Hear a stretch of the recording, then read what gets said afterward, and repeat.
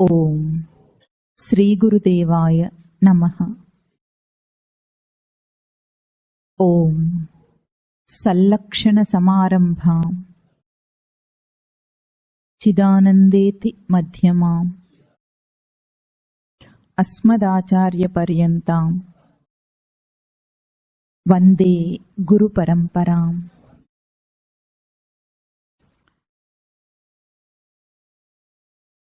ఇంతకాలం మనం చేసుకున్న ఆత్మవిచారణ, ఇంతకాలం ఏం చేసాము? ఆత్మవిచారణ చేశాము.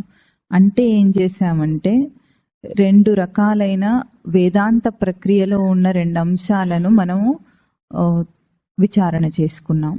ఒకటి ఎట్లాగంటే, జీవుడు ఇంతకాలం తనను తప్పుగా ఊహించుకున్న తన స్వరూపాన్ని, అంటే చచ్చి పుట్టి దేహంతో చచ్చి దేహంతో పుట్టి మార్పులు చెందే ఒక జీవుడిగా తనను అనుకున్న స్వరూపాన్ని అది ఆత్మ కాదు అని తెలుసుకున్నాం.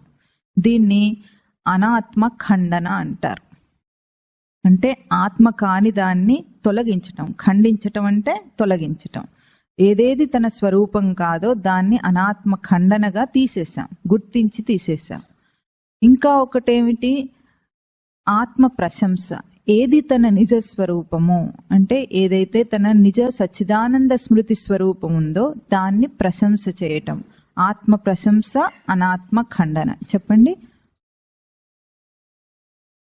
ఇది ఇంతకాలం కూడా మనం చేస్తూ వచ్చాం విచారణ. అందులో ఏమేం తెలుసుకున్నాం? 3 అంశాలు మనం విచారణ చేసాం. ఎట్లాగూ ఇటు జరిపి కూర్చోండి. ఒకటి, ఆత్మ అవస్థాత్రయ సాక్షి, జాగృత్ స్వప్న సుషుప్తి అవస్థలకు సాక్షిగా. ఆత్మ పంచకోశాతీత, పంచకోశములకు అతీతమైన స్వరూపంగా. ఇంకా ఆత్మ శరీరత్రయ వ్యతిరిక్త, స్థూల సూక్ష్మ కారణ శరీరములకు వేరైనదిగా ఆత్మస్వరూపాన్ని దర్శనం చేశాము ఇంతకాలం కూడా. ఇది అధ్యాత్మ విద్యలో ముఖ్యమైన ఘట్టం. ఎందుకంటే ఇంతకాలం, ఇన్ని జన్మల కాలం కూడా తన స్వరూపాన్ని, అసత్యాన్ని సత్యం అనుకుంటూ వచ్చాడు. నేను అంటే ఈ దేహంతోనే పోల్చుకొని దేహంతోనే పుట్టుక, దేహంతోనే మరణం అనే ఒక భ్రాంతిలో ఉన్నాడు గనుక ముందు దాన్ని నేను కాదని ఖండించాలి. ఖండిస్తే అప్పుడు తన నిజస్వరూపమైన ఆత్మ యొక్క స్ఫురణ తనకు వస్తుంది. ఆ స్ఫురణ ఎట్లా ఉంది? తనకు అంతఃస్ఫురణగా నేను అని నాకు లోపల తెలుస్తుంది. అది భౌతికం కాకుండా అభౌతిక రూపంలో తనకుంది. ఇది ఆత్మఖండన, అనాత్మ ఖండన, ఆత్మ ప్రశంస అనే ఒక పద్ధతి. దీన్ని నేతి నేతి అంటారు. ఏది కానిదో దాన్ని తీసేయటం, ఏది అయినదో దాన్ని విలువ గుర్తించటం. ప్రశంస అంటే విలువ గుర్తించటం అని అర్థం. దాని విలువ గుర్తించాలి మనం. అది ఈరోజు ఇంత దాకా మనం చేస్తూ వచ్చాము. ఈరోజు మాండూక్యోపనిషత్తులోని ఒక మంత్రంతో అదే మొత్తం ప్రక్రియనంతా కూడా, ఆ ప్రక్రియను ఒకే మంత్రంలో చూపిస్తోంది. ఆత్మస్వరూపాన్ని తెలియజేస్తుంది ఒక మంత్రం. అదే మీకు అందరికీ కాగితాలు ఇచ్చారు. దాంట్లో మననం చేయటానికి ప్రయత్నం చేద్దాం. దీని తర్వాత మనం అంటే ఆత్మ ప్రశంస, అనాత్మ ఖండన తర్వాత మనం చేసింది ఏంటి? ఓంకారం యొక్క స్వరూపాన్ని పోయిన వారం మనం మననం చేశాం. ఎట్లాగూ వాచక రూపమైన, శబ్ద స్వరూపమైన ఓంకారం, ఆ ఉమ అనే ఏదైతే అకార ఉకార మాత్రలతో పలుకుతుందో అది ఓంకారం యొక్క పూర్ణ స్వరూపం కాదు. అక్కడ అకార ఉకార మకారముల తరువాత ఏదైతే నిశ్శబ్దం ఉంటుందో ఆ నిశ్శబ్దమే పరమాత్మ స్వరూపం, ఓంకార స్వరూపం, వాచ్యం అంటాం దాన్ని అని మనం మననం చేశాం. అది ఆత్మస్వరూపం. నిశ్శబ్దం ఆత్మస్వరూపం గనుక ఇక్కడ ఆ ఓంకార తత్వం యొక్క రూపాన్ని ఈ మంత్రంలో చూపిస్తారు. అంటే ఈ మంత్రం తర్వాత అంతా ఓంకారమే చెప్తుంది మాండూక్యోపనిషత్. ముందు ఏం కొట్టేస్తుందో చూద్దాం. అకారము, ఉకారము, మకారం అన్నప్పుడు మనం ఎట్లా చెప్పుకున్నాము? ముందు గంట మ్రోగించగానే మ్రోగించిన ధ్వని ఉంటుంది, తర్వాత మారిన ధ్వని ఉంటుంది, తర్వాత ప్రతిధ్వని వస్తుంది. అంటే మ్రోగించిన ధ్వని అనే జాగ్రత్త అవస్థను కొట్టేసి మారిన ధ్వని వస్తుంది స్వప్నావస్థ. ఆ స్వప్నావస్థ మారిన ధ్వని కూడా పోయి ప్రతిధ్వని వస్తుంది. అది స్వప్నావస్థ పోయి సుషుప్తి అవస్థ వస్తుంది. ఈ 3 అవస్థలు పోయిన తర్వాత వాటికి ఆధారమై ఏ ప్రశాంత స్వరూపము, నిశ్శబ్ద స్వరూపం ఉందో అది ఓంకార స్వరూపం అని మనం మననం చేశాం. ఈ రోజు మళ్ళీ ఈ మంత్రం ఏం చెప్తుందో చూద్దాము. అందరూ కూడా ఒక్కసారి మంత్రం చెప్పండి. న అంతః ప్రజ్ఞం న బహిష్ప్రజ్ఞం న ఉభయతః ప్రజ్ఞం న ప్రజ్ఞానఘనం న ప్రజ్ఞం న అప్రజ్ఞం అదృష్టం అవ్యవహార్యం అగ్రాహ్యం అలక్షణం అచింత్యం అవ్యపదేశ్యం ఏకాత్మ ప్రత్యయసారం ప్రపంచోపశమం శాంతం శివం అద్వైతం చతుర్థం మన్యంతే స ఆత్మా స విజ్ఞేయ. ఇది ఆత్మ యొక్క స్వరూపాన్ని వివరిస్తుందన్నమాట. ముందు 6 పదాలు, 2 వరుసల్లో ఉన్న ముందు 6 పదాలు దాన్ని నెగేషన్ అంటారు. ఇది కాదు, ఇది కాదు, ఇది కాదని చెప్తోంది. ఇది ఆత్మ కాదని చెప్తోంది. ఏవేవి వాటిని ఆత్మ కాదని చెప్తుందో మనం ఇప్పుడు చూద్దాం. ఈ 6 పదాల్లో కూడా ఒక పదం ఉంది. ఏం పదం ఉంది? అది ప్రజ్ఞ అన్న పదం ఉంది. ప్రజ్ఞ అన్న పదము 6 పదాల్లో కూడా ఉంది. ఒకటేమో నా అంతఃప్రజ్ఞ బహిష్ప్రజ్ఞ అని ఉంది, కానీ ముఖ్యమైన పదం ఏమిటి? ప్రజ్ఞ. ప్రజ్ఞ అంటే, జ్ఞ అంటే జానాతీతి జ్ఞ, తెలియుట, తెలుసుకొనుట.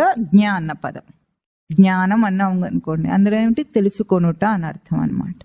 ప్రజ్ఞ అంటే ప్రథితేన జానాతి, బాగా స్పష్టంగా తెలుసుకొనుట ప్రజ్ఞ అంటారు. స్పష్టంగా ఏది తెలియబడుతుందో దాన్ని ప్రజ్ఞ అంటారు. ఇప్పుడు ఇక్కడ ఏమంటున్నారు? ఈ పదాలతో చెప్పినది ఏది కూడా ఆత్మస్వరూపం కాదు, న అంటున్నారు. అన్నిటికీ న అన్న పదం ఉంది, చూసారా? నకారం ఉంది, అంటే కాదు అంటున్నారు. ఇవే ప్రజ్ఞలు కూడా ఆత్మస్వరూపం కాదు అంటున్నారు. కానీ ప్రజ్ఞానం బ్రహ్మ అని మహావాక్యాలను విన్నారా మీరు ఎప్పుడైనా? 4 మహావాక్యాలు ఉంటాయి, విన్నారా? ఏమంటే అవి ప్రజ్ఞానం బ్రహ్మ, తత్వమసి, అహం బ్రహ్మాస్మి, అయమాత్మా బ్రహ్మ అని 4 మహావాక్యాలు చెప్తారు. 4 ఉపనిషత్తుల్లోంచి తీసుకున్న 4 మహావాక్యాలు అన్నమాట అవి. వాటి అర్థం ఏమిటంటే తన స్వరూపాన్ని చెప్తుంది. ప్రజ్ఞానం బ్రహ్మ అన్నది మొట్టమొదటి మహావాక్యం. అక్కడ ప్రజ్ఞ అన్న స్వరూపం ఆత్మ లక్షణానికి చెప్పారు, ఇక్కడ అనాత్మ లక్షణానికి చెప్తున్నారు. తేడా ఏమిటో గుర్తించాలి. ప్రజ్ఞానం బ్రహ్మ అన్నప్పుడు బాగా స్పష్టంగా తెలుసుకొనుట చేత తాను బ్రహ్మం అవుతాడు. బ్రహ్మం అవటం అంటే ఏమిటి? బ్రహ్మ అంటే ధాతువు గుర్తుంది ఎవరికైనా? చాలాసార్లు మనం చెప్పుకుంటున్నాం. మీరు చెప్తూ ఉన్నప్పుడు ధాతువును గ్రహించాలి. కొన్నాళ్లకు మీకు అర్థమైపోతాయి, వచ్చేస్తాయి. బృహి వృద్ధౌ ధాతువు అని చెప్పాం బ్రహ్మ శబ్దానికి. అంటే ఎదుగుట. ఎట్లా ఎదుగుట? దేహంతో ఎదగటం కాదు. ఎదగటం అంటే బాగా డబ్బు సంపాదించి ఎదగటం కాదు, కీర్తి ప్రతిష్టలతో ఎదగటం కాదు. ఎదగటం అంటే తనను తాను గుర్తించటాన్ని, తన ఆత్మస్వరూపాన్ని గుర్తించటంలో ఎదగటం. అంటే స్థూల బుద్ధి దాటి, సూక్ష్మ బుద్ధి దాటి, కారణ బుద్ధి దాటి, ఇంకా అభౌతికంగా తన ఆత్మస్వరూపం ఏదుందో దాన్ని గుర్తించటకు ఎదగాలి మనిషి. ఆ ఎదగటాన్ని బ్రహ్మస్వరూపం అంటారు. ప్రజ్ఞానం బ్రహ్మ అన్న మహావాక్యంలో ఏముంది? బాగా స్పష్టంగా తన ఆత్మస్వరూపాన్ని తెలిసి ఎదగటం అంటున్నారు. కానీ ఇక్కడ అదే ప్రజ్ఞ శబ్దాన్ని అది ఆత్మ కాదు, అనాత్మము అని చెప్పే భావంలో వాడుతున్నారు. ఎందుకు అట్లా వాడారో మనం విచారణ చేద్దాం. ముందు మొట్టమొదటి పదం ఏమన్నారు? నా అంతఃప్రజ్ఞం. అంతఃప్రజ్ఞ అంటే ఇక్కడ స్వప్నావస్థకు సూచన అన్నమాట. స్వప్నావస్థ సూచన అంటే స్వప్నం ఎక్కడ చూస్తాం మనం? మనస్సు లోపల చూస్తాం. మనస్సు లోపల ఎట్లా చూస్తాము? ప్రజ్ఞ అది. అంతఃప్రజ్ఞ అంటే ఎంత స్పష్టంగా ఉంటుంది కల వచ్చినప్పుడు. లోకంలో ఎవ్వరికీ కనిపించదు, తానేమో స్పష్టంగా చూస్తాడు, సినిమా చూసినట్టు. అవునా? ఎంత స్పష్టంగా చూస్తాడు? ఇక్కడ జాగ్రత్త అవస్థలో ఒక భౌతిక శరీరం ఉంది, మనకు మన బంధువులు ఉన్నారు, మన వాళ్ళందరూ ఉన్నారు, మన ఇల్లు వాకిళ్ళు ఎట్లా ఉన్నాయో అట్లాగే స్పష్టంగా కనిపిస్తుందా లేదా? స్వప్నం అంతా అంతే స్పష్టంగా ఉందా లేదా? అంతే స్పష్టంగా ఉన్నా సరే అదేమిటి? మనస్సు ఊహించేది, మనస్సు యొక్క ఊహ స్వప్నం అంటే. అది మనకు రోజు రుజువు అవుతూనే ఉందా లేదా? రోజు లేవగానే అబద్ధం అంటుంది అది. ఇంత దాకా చాలా బాగుంటుంది, అప్పటిదాకా లేస్తాడు, చాలా మంచి మూడ్లో లేస్తాడు అంటారు మామూలు భాష. లేచినా సరే అది ఉట్టి కలైపోయింది. ఎంత మంచి కలైనా కలే కదా. అంటే స్పష్టంగా చూశాడు తాను. ఏ మనస్సు జాగ్రత్త అవస్థలో ఉందో అదే మనస్సు కలలో స్పష్టంగా చూస్తోంది. చూసినా సరే నా అంతఃప్రజ్ఞం, అది తనకు ఆత్మస్వరూపం కాదు. ఎందుకు? ఏ రోజుకు ఆ రోజు అది అబద్ధం అని దానంతట అదే రుజువు చేస్తుంది. మనం ఏం చేయక్కర్లేదు. చేస్తామా మనం? ఎవరైనా లోకంలో కళ నిజం అనుకునే వాళ్ళు ఉంటారా? కళ నిజమాయేగా అని పాటలు పాడుకోవడం కాదు, ఆ కళ కాదు ఇది. నిద్రపోయినప్పుడు వచ్చే కళ. ఆ కళ నిజం కాదు కనుక తన ఆత్మస్వరూపాన్ని అది అందించిందా?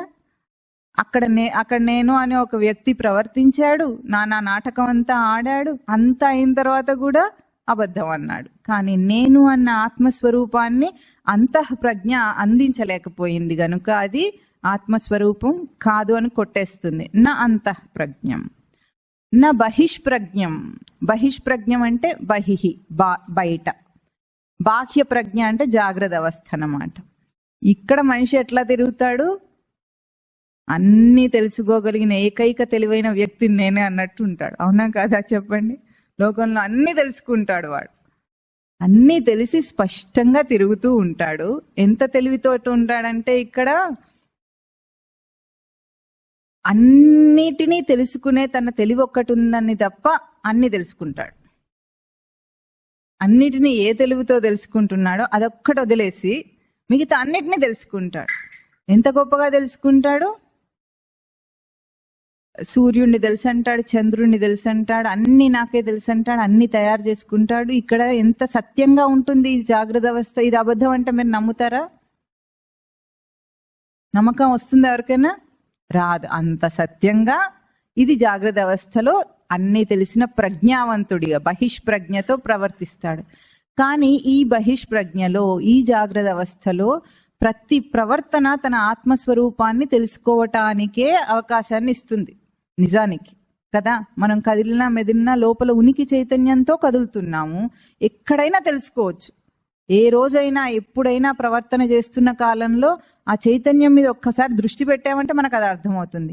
అంత స్పష్టంగా ఉన్నా కూడా ఇంత జీవితకాలం గడిచింది, అయినా ఆత్మ అంటే ఏమిటో అర్థం కాలేదు.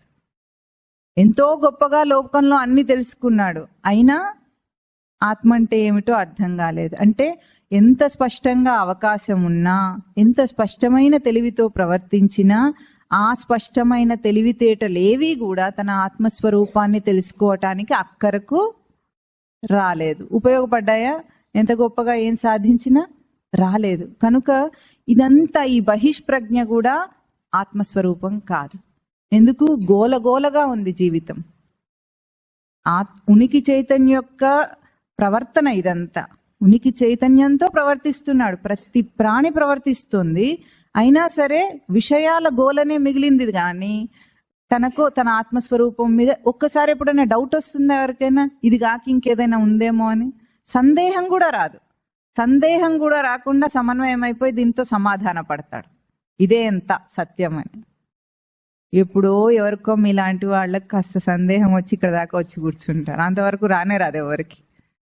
ఇంతకంటే వేరే ఏముంటుంది? సత్యం ఏముండదు. ఈ దేహంతో పుట్టటం, ఈ దేహంతో చావటం. పుట్టుక నుండి చావు దాకా అనుభవములు ఎన్ని అందించినా అందదాయే ఆత్మదృష్టి. ఎన్ని అనుభవాలు వచ్చినాయి ఇంతవరకు మనకు. లోకంలో ఎన్నో తెలుసుకొని గొప్పవాడినైనా అనుకున్న వాళ్ళందరూ, తెలివైన వాళ్ళు అనుకున్న వాళ్ళందరూ కూడా తర్వాత జీవితకాలం ఒక 70 సంవత్సరాల వయసు వచ్చిన తర్వాత వాళ్ళ అనుభవం ఏముంటుంది?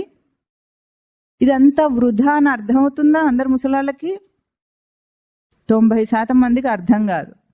అప్పుడు వాళ్ళకి ఎట్లా ఉంటుందంటే 70 ఏళ్ళు 80 ఏళ్ళు వచ్చిన తర్వాత జవసత్వాలన్నీ ఉడిగిపోతాయి అంటారు. విన్నారా ఎప్పుడైనా? అంటే ఏమిటంటే ఇంద్రియం శక్తి అంతా తగ్గిపోతుంది. అన్ని ఇంద్రియాలు ఎంత తిన్నా బలం రాదు. అప్పుడు తింటుంటాడు కానీ ఇంద్రియాలు ముందులాగా పనిచేయవు. గబగబా మెట్లెక్కిన వాడు ఇప్పుడు ఎక్కగలడా? గబగబా దిగిన వాడు ఇప్పుడు దిగగలడా? చేయలేడు. దానివల్ల కాస్త నీరసంగా వైరాగ్యంగా మాట్లాడతాడు కానీ మళ్ళీ వాడికి ఏదైనా విటమిన్ టాబ్లెట్లు, రీవైటల్ టాబ్లెట్లు ఇచ్చామనుకోండి, చక్కగా మళ్ళీ పరిగెత్తుదామని అనుకుంటాడు. అనుభవించిన కోరికలన్నీ ఇప్పుడు మళ్ళీ తీర్చుకుందామని అనుకుంటాడు కానీ ఇంతకాలం నేను ఏవి తెలుసుకున్నాను, ఏమేమి అనుభవించాను, వాటి వల్ల వృధా అయింది జీవితం అని వాడికి ఏం అనుభవం రాదు. అందుకే నెత్తి నెరిసినంత మాత్రం చేత వాడు వృద్ధుడు కాదంటారు. వాడు ముసలాడు అనాలి. వృద్ధుడు అన్న పదం వాడకూడదు వాళ్ళకు. వృద్ధుడు అంటే ఎదిగినవాడు, తెలుసుకున్నవాడు అని అర్థం. ఏం తెలియదు. ఇంకా వీళ్ళు పైగా ఈ ముసలాళ్లే లోకాన్ని పాడు చేస్తుంటారు. ఎందుకంటే వాళ్ళు చేసిన చెత్త చేష్టలన్నీ వాళ్ళ పిల్లల చేత చేయిస్తుంటారు. వాళ్ళు చేసి ఏం ఒరిగింది? వాడికి చావుకు దగ్గరకు వచ్చాడా లేదా?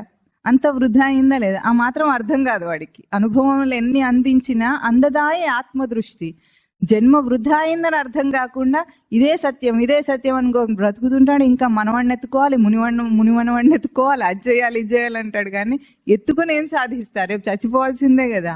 ఎన్ని తెలివితేటలైనా సరే ఇక్కడే వదిలేసిపోవాలి. ఇది అర్థం కాలేదు కనుక ఈ బహిష్ప్రజ్ఞ నా బహిష్ప్రజ్ఞం ఆత్మస్వరూపం కాదు అంటోంది మంత్రం.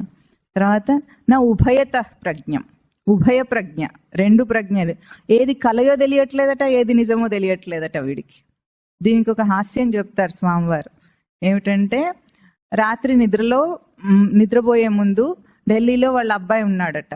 ఆ అబ్బాయికి మనీ ఆర్డర్ చేయాలట. చేద్దాం అనుకుంటూనే చేయకుండానే రాత్రి అయిపోయింది. పడుకుంటున్నాడు. చేద్దాం అని పడుకున్నాడు కదా, కల్లో అదే కల వచ్చింది.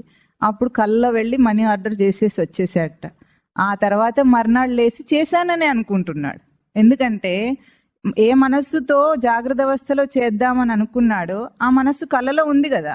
అదేం చేసింది? జాగ్రత్తలో కాకపోతే ఏమిటి, కళ్ళలోనైనా సరే చేసేసి వద్దామని చేసి వచ్చింది.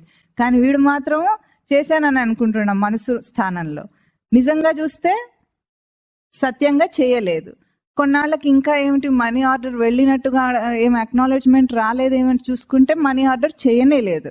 అంటే కళకు జాగ్రత్త అవస్థకు రెండింటికి కూడా తెలియకుండా, వ్యత్యాసం తెలియకుండా ఉన్న ఉభయ ప్రజ్ఞ, రెండింటి యొక్క ప్రజ్ఞ స్పష్టత ఎట్లా ఉంది? ఆత్మస్వరూపాన్ని అందించటం లేదు. ఇంకా వాడిని అయోమయంలో పడేస్తుంది. ఇది తెలియటం లేదు, అది తెలియటం లేదు. మామూలుగా కళ అబద్ధం అన్నా తెలియాలి, తెలుస్తుందా లేదా? అది కూడా తెలియకుండా ఎట్లా ఉంది ఇప్పుడు? ఏది నిజమో ఏది అబద్ధమో తెలియని ఒక అయోమయ స్థితిలో ఉన్న ఉభయత ప్రజ్ఞ. ఉభయ ప్రజ్ఞ అంటే రెండింటి యొక్క ప్రజ్ఞ ఆత్మస్వరూపం కాదు అని ఇక్కడ ఏమంటున్నారు? నా ఉభయత ప్రజ్ఞ నా ప్రజ్ఞాన ఘనం. ప్రజ్ఞాన ఘనమట. ఘనం అంటే బాగా గట్టిపడిందని అర్థం. ఘనీభవించింది అంటే అర్థం ఏమిటంటే గట్టిపడిందని అర్థం అన్నమాట. ఏది? సుషుప్తి అవస్థ అని చెప్తుంది ప్రజ్ఞాన ఘనం అనే పదం. సుషుప్తి అవస్థ అన్ని గుర్తున్నాయి అందరికీ? సుషుప్తి అంటే గాఢ నిద్ర. గాఢ నిద్రని సుషుప్తి అంటాం. ఆ గాఢ నిద్రలో ఏమైంది? లోకంలో మనం తిరిగేటప్పుడు మనకున్న విషయాలన్నీ ఉన్నాయి, కలలో వచ్చే విషయ వాసనలు ఉన్నాయి. అంటే ఈరోజు ఏదైనా ఒక మంచి ఆహారం తిన్నాం అనుకోండి, దాని మీద ఇష్టం అనేది ఒకటి ఉంటుందా మనిషికి? తిన్న ఆహారం ఏమో అరిగిపోతుంది, నిమిషంలో అదంతా ప్రక్రియ అయిపోయింది. కానీ ఇష్టము, దాని మీద ఆసక్తి పెంచుకున్నాడు చూసారా? ఆ ఇష్టం అనేది ప్రవృత్తి రూపంలో వాడి దగ్గర ఉంటుంది అనమాట. ఆ ఇష్టమే మళ్ళీ ఇంకొకసారి అటువంటి దాన్ని తినాలని కోరుతుంది. అప్పుడు ఎప్పుడో ఒకసారి తిన్నా ఐస్ క్రీమ్ ఫ్లేవర్ మళ్ళీ గుర్తొస్తుంటుంది వీడికి. ఐస్ క్రీమ్ పోయింది, అరిగిపోయింది, అంతా అయిపోయింది. కానీ దాని మీద ఒక ఇష్టాన్ని, ప్రీతిని పెంచుకున్నాడు కదా, అది ప్రవృత్తి రూపంలో వాడుకుంటుంది. మన ప్రతి చేష్టల్లో ఒక ప్రవృత్తి ఉంటుంది. ఆ ప్రవృత్తిని లోపల యాటిట్యూడ్స్ అంటారు. ఆ యాటిట్యూడ్స్ అన్ని లోపల ఘనీభవిస్తూ ఉంటాయన్నమాట మనకు. అంటే ఒక ఇంప్రెషన్, ఒక ప్రవర్తనకు ఒక ఇంప్రెషన్ వస్తుంది. అది మన సబ్ కాన్షియస్ మైండ్లో అని ఈ కాలం భాషలో చెప్పాలంటే మీకు సబ్ కాన్షియస్ మైండ్లో రిజిస్టర్ అవుతూ ఉంటుంది. ఎట్లా ఉంటుందంటే ఒక గోడౌన్ ఉందనుకోండి, చాలా బియ్యం బస్తాలు పేర్చున్నాయి. మనకేం కనిపిస్తుంది? ముందు వరుసలో ఉన్న బియ్యం బస్తాలు మాత్రమే కనిపిస్తాయి. కానీ వెనకాల ఎన్ని ఉన్నాయి? చాలా ఉన్నాయి. అట్లాగే జన్మ జన్మల్లో పోగు చేసుకున్న ప్రవృత్తి అంతా వెనకాల ఉంటుంది గోడౌన్లో ఉన్నట్టు. మనకు మాత్రం గుర్తుండేది ఎంత? మెమరీ లాగా గుర్తుండేది ఏముంటుంది? కొన్ని విషయాలు మాత్రం గుర్తుంటాయి. ఎప్పుడో ఒకసారి చిన్నప్పటి కొన్ని విషయాలు గుర్తుంటాయి, మిగతావన్నీ ఇప్పటికిప్పుడు ఉన్నాయే గుర్తుంటాయి. ఇట్లా ప్రవృత్తి అనే ఒక కారణ స్వరూపంలో ఘనీభవించుంటుంది సుషుప్తి అవస్థలో. మళ్ళీ లేస్తూనే అదే ప్రవృత్తితో బయటికి వెళ్తాడనమాట. ఆ ప్రవృత్తితో బయటికి వెళ్తున్నాడు కాబట్టి ఇది ఆత్మను కప్పిపుచ్చుతోంది. ఆత్మ తెలియకుండా, తన నిజస్వరూపం తెలియకుండా ప్రవృత్తి అనేది ముందుకొచ్చి ఆత్మను కప్పిపుచ్చి తెలియనివ్వకుండా చేస్తుంది. కనుక నా ప్రజ్ఞానఘనం సుషుప్తి అవస్థ కూడా ఆత్మస్వరూపం కాదు. ఎందుకంటే పూర్తిగా మోసపోతాడు అక్కడ. అన్నిటినీ ఏదైనా లోకంలో ప్రవర్తిస్తున్నామంటే దాని వెనకాల మనకేముంటుంది? ఇష్టమా అయిష్టమా, కావాలా వద్దా, మంచా చెడా, ఈ భావాలు లేకుండా ఏదైనా ఒక పని చేస్తాడా? చేయడు. ఏ పని చేస్తున్నా సరే దాని వెనకాల వాడికి ఇష్టమైనా ఉండాలి, లేకపోతే అది మంచి పనన్నా అనుకొని ఉండాలి, లేకపోతే కావాలనన్నా అనుకొని ఉండాలి. ఇవి లేకుండా ఏ పనిని చేయడు వాడు. అంటే దాని వెనక ప్రవృత్తి ప్రేరణ ఉందనే కదా అర్థం. ఏ పని చేస్తున్నా దానికి ప్రవృత్తి ఉండి దాంతో చేస్తున్నాడు గనుక తన స్వరూపాన్ని కప్పిపుచ్చేస్తుంది. ఇదంతా మోసపోతున్నాడు అన్నమాట. కనుక నా ప్రజ్ఞాన ఘనం, ఇది కూడా ఆత్మస్వరూపం కాదు. నా ప్రజ్ఞం అన్నారు. ప్రజ్ఞ కూడా అంటే బాగా స్పష్టంగా తెలియటం కూడా ఆత్మస్వరూపం కాదట. ఈ ప్రజ్ఞ దీనికి పదముకు అర్థం ఏమిటంటే లోకంలో బాగా సాధిస్తున్నారు అందరు మనుషులు తెలివైన వాళ్ళుగా. అవునా? చిన్న టాలెంట్ అంటారు. ఎంతెంత టాలెంట్స్ ఉంటున్నాయి ఈ కాలం పిల్లలకు. చిన్న పిల్లలకే ఒలింపిక్స్ లో గోల్డ్ మెడల్స్, ఆ మెడల్స్ ఈ మెడల్స్ ఎక్కడ పడితే అక్కడ వస్తున్నాయి. వాడు పుట్టుకతోనే అన్ని పనులు చేసేస్తున్నట్టున్నాడు. 3 సంవత్సరాలకే వాడికి మెడల్ వస్తుంది. ఏం చేస్తున్నారో ఏమో కానీ మాటలు కూడా రాని వయసులో ఇంత ప్రజ్ఞ చూపిస్తున్నారు కదా. ఆటల్లో, పాటల్లో, నాట్యంలో, లెక్కల్లో, ఏదో ఒక రంగం వాళ్ళ అమ్మా నాన్న దేన్ని ప్రేరేపిస్తే అది వస్తుంది వాడికి. ఇవన్నీ ప్రజ్ఞలు ఇన్ని డిగ్రీలు సాధిస్తాడు కదా లోకంలో. అది ఇంగ్లీష్ ఆల్ఫాబెట్స్ లో ఎన్ని ఏబిసిడీలు ఉంటాయో అన్ని డిగ్రీలు పెట్టుకుంటాడు వీడు వెనకాల తోకలో. పెట్టుకుంటాడా లేదా? London return, FRCS, ABCD, EFGH, IJK, అన్ని పెట్టేసుకుంటాడు. ఇంత చదువుతున్నాడు కదా, ఇన్ని రంగాల్లో ఇంత గొప్పగా చేస్తున్నాడు కదా. పోయేటప్పుడు ఈ రంగంలోని గొప్పతనం ఏమన్నా వాడికి ఆత్మస్వరూపాన్ని తెలుసుకోవడానికి ఉపయోగపడుతుందా? చివరికి సంస్కృత పాండిత్యం కూడా ఉపయోగపడదు. తత్వజ్ఞానం లేకపోతే, ఆధ్యాత్మిక జ్ఞానం లేకపోతే భాషా పాండిత్యంగా సంస్కృతాన్ని నేర్చుకున్నాడు అనుకోండి. లోకంలో సంస్కృత పండితులు చాలా మంది ఉంటారు. వాళ్ళకు కూడా ఆత్మస్వరూపం అర్థం కాదు. సంస్కృతం వచ్చినా కూడా, సైంటిస్ట్ అయినా కూడా ఆత్మ అర్థమవుతుందా? అర్థం కాదు. ఏది సాధించినా సరే ఇంత గొప్ప ప్రజ్ఞలన్నీ సాధించడానికి జీవితంలో కృషి చేస్తాం. చాలా అందరినీ మనం ప్రేరేపణ కూడా చేస్తుంటాం కదా, సాధించాలి, ఏదైనా సరే అనుకోవాలి, అనుకున్నది సాధించాలి. ఇది నేర్పించారు కదా, అందరు అదే చేస్తున్నారు కదా. అందరూ పోయేటప్పుడు ఏం తీసుకెళ్తున్నారు? ఆ ప్రజ్ఞ వాళ్ళతో వస్తుందా? పోనీ తన ఉన్నంతసేపు తన స్వరూపాన్ని తెలుసుకోవడానికి అది ఉపయోగపడుతుందా? లేదు, ఉపయోగపడదు. ఏ ప్రజ్ఞ అయినా, ఏ రంగంలో నువ్వు ఎంత రాణించినా సరే అది ఆధ్యాత్మిక జ్ఞానం లేకపోతే అది వృధా. అందుకే నా ప్రజ్ఞం. ఈ లౌకిక ప్రజ్ఞలు, తెలివితేటలు ఏవి కూడా ఆత్మస్వరూపం కాదు అంటుంది. ఇప్పుడు తర్వాత పదం ఏమంటుంది? నా అప్రజ్ఞం. ఓహో, తెలివితేటలు అన్నీ లౌకిక తెలివితేటలు ఇవేవి ప్రజ్ఞగా ఆత్మ కాకపోతే తెలివి లేకుండా ఉండటం ఆత్మయా అని అడుగు. నా అప్రజ్ఞమట. అప్రజ్ఞ అంటే ప్రజ్ఞ లేకుండా, తెలివి లేకుండా ఉంటే ఆత్మస్వరూపమా? ఓహో, మొద్దులాగా ఉండాలా అని అర్థం కాదు అక్కడ. ఇక్కడ అర్థం ఏమిటంటే, ఏ తెలివితో అన్నిటినీ తెలుసుకుంటున్నావో విజ్ఞాతారం అరే కేన విజానీయాత్ అంటుంది. అన్నిటినీ తెలుసుకునే దాన్ని దేని చేత తెలుసుకుంటావు? ఆ తెలివిని తెలుసుకో. ఏ తెలివితో నువ్వు ఏ రంగంలోనైనా రాణించు, తప్పు కాదు. మీ పిల్లలందరినీ ఇంట్లో కూర్చోబెట్టి మొద్దుని చేయమని చెప్పటం లేదు ఇక్కడ అర్థం. వాళ్ళకు ఒక్కటే నేర్పించవలసింది ఏమిటంటే, ఏ తెలివిని ప్రయోగించి నువ్వు ఒక లెక్క చేస్తున్నాడు అనుకోండి మీ పిల్లవాడు, అడగండి ఒక్కసారి, ఇంత అర్థం చేసుకోవడానికి నీకు తెలివి ఎక్కడిది అని అడగండి. అంతే, ఏం అడగద్దు. ఈ చిన్న ప్రశ్న వాడికి వేస్తే వాడు ఆలోచిస్తాడు, ఓహో నాకు ఎక్కడి నుండి వస్తుంది ఇంత తెలివి. ఈ చిన్న ప్రశ్న. పసిపిల్లవాడు మాట్లాడుతుంటే పొంగిపోతారు కదా, చిన్న మాటలు మాట్లాడగానే వాడు అదన్నాడు, వాడు అమ్మ అన్నాడు, వాడు నాన్న అన్నాడు. ఎక్కడి నుండి అంటున్నాడు వాడు ఇవన్నీ? పొట్టలో ఏమన్నా మైక్ అది బాక్స్ ఉందా? మ్యూజిక్ బాక్స్ ఉన్నట్టు ఏదైనా బాక్స్ లోంచి వస్తున్నాయి ఆ మాటలన్నీ? ఎక్కడి నుండి వస్తున్నాయి? నిశ్వాసలో మాట తీస్తున్నాడు వాడు. అంటే ఇంతవరకు రానిది వాడు ఇప్పుడు చేస్తున్నాడు కదా.